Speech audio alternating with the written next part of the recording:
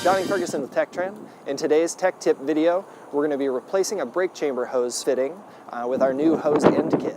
One of the great features of this hose end kit is that it does give you live swivel functionality, meaning that you can replace a fitting without even taking a hose off, using that live swivel functionality to reconnect it once you've replaced the fitting.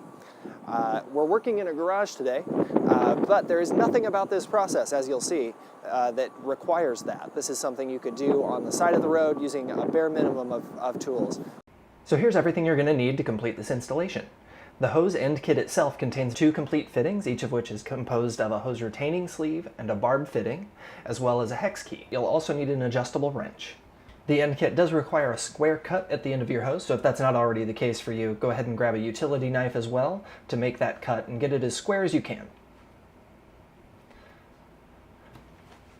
Once you've got that square cut, twist the sleeve clockwise onto the hose until the internal face of the sleeve rests against the end of the hose. Next, insert the barb fitting into the end of the hose. Hold on to the hose retaining sleeve with the adjustable wrench and then use the included hex key to twist the barb fitting into the hose. Keep tightening until the barb fitting stops turning. The last thing you'll need to do is turn that hex key back a quarter turn in the opposite direction. We then recommend you do a quick pull test just to make sure everything is installed correctly. You're now ready to install your hose, and with those live swivel fittings, installation is a breeze. Thanks for watching.